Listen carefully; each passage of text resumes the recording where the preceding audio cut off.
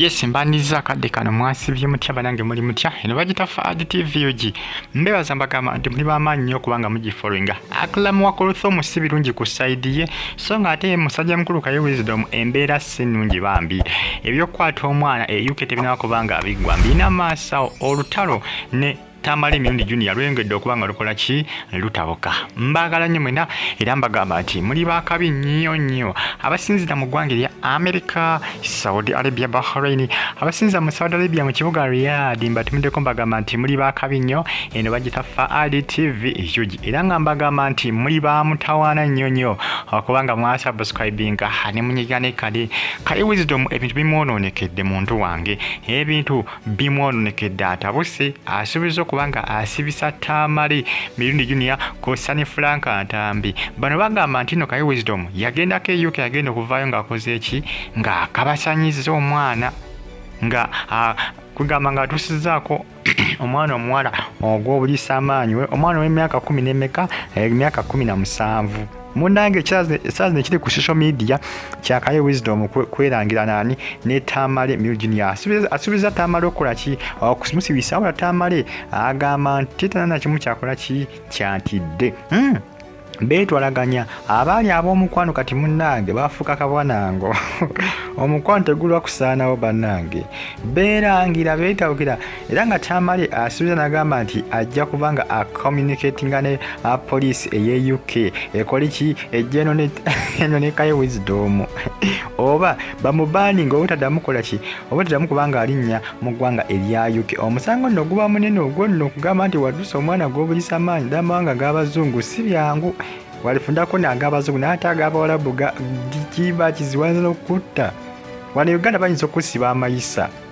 ne UK kale bayinza okusiba amayisa naye bawalabu bayinza okuteeka kalabba munaye Kaye Wisdom Tamale Mirundi Junior ye bwate bwagamba era bagamba buba kikakasa Kaye Wisdom bagamba buba mukikakasa muleeta obujulizi nti nakwata omwana ngugambe beetwalaganya okufaako obufi Tamale Mirundi Junior kusa ne Kaye Wisdom ne Frank Ntambi eyo nga nvudde ngeze ko saliza eno ewa Acram wagumiisiriza bakyetwala ne Abitex simanyi waje binagwere ebyabano bintu byakubirangira mbu yeyita engineer obuji obwerere bamuyita Abitex jukira Acram gumiisiza avuddeyo ng'akola ki ng'agamba Abitex nti awunya tanaaba n'abaana be bennyini bakola ki bennyala kuliraana taata waabwe bane Uganda Acram gumiisiza ne muntu wa buvuyo nnyo ngwate akava mu kavuyo k'omukyalo gwe yali alangira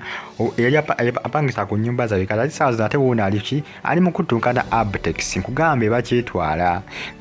Abitex yavuddeyo ng'akola ki nga yeemulugunya ku nsonga za Acram ng'agamba nti yeeyita engineer muki obuugi obwereere munnange mpaka nakati bajakola ki bakyerangira bakyerumba wakira mwagamba nti Abitex awunyanga ttooyi ejjudde bwamugambye banaye omusajja wuuna avuma omusajja alinga bakazi kugambe beetwalaganya abasinga bagamba nti mukyala Kuluthumu bw'anaaba teesonye musajja ono agenda kumuswaza bw'anaaba tamwejjeeko oba kumugoba mu nnyumba agenda kumuswaza abaana social media bagamba nti ani Hajjat Kuluthumu bw'anaaba tagobye Acram n'amugoba mu maka ge ne bakyawagana agenda kumuswaza agana kumuttira kaaliya ye abasinga bakola ki abasinga bakirowooza kuba abasinga bagamba nti Acram ye nga ebintu byakola yitakimanyi nti biswaza mukyala we olwa kaaliya ye gy'aliko ey'obwa dokita bagamba nti ajja kufiirwa kaaliya ye olw'omusajja ono abasinga bakola ki bwe bagamba kyesimanyi nti Hajjat Kuluthumu ayinza okubiwuliza kubanga si gwe gusoose yagamba bannayuganda beesonyiwa omwami we akole byonna byakola ki byonna byayagala katundi tulabe wa gye binaggwera ensonga zino kubanga zo zikyatabuka zifuuse namulanda ng'amabeere gamba kuva lunaku lwaggulu mpaka nakati buli omu akasukira munne buli omu alangira munne buli omu avuma munne kwegamba nti bagamba atakuleka naye tomulekere ennyanja ekuttoomira kati musajja mukulu amanyikiddwa nga Abitex naye agamba sijja kukulekera nja kukuvuma sijja kukulekera sijja kukulekera. Kati bwe gye binaggwira ani anaaluwangula olutalo. Ono sebo yamulangiriza namugamba nti Mama Fina kyava akola ki, kyava yamugaana nsonga zaava ku ki, nsonga zaava ku kuwunya. Ne bannange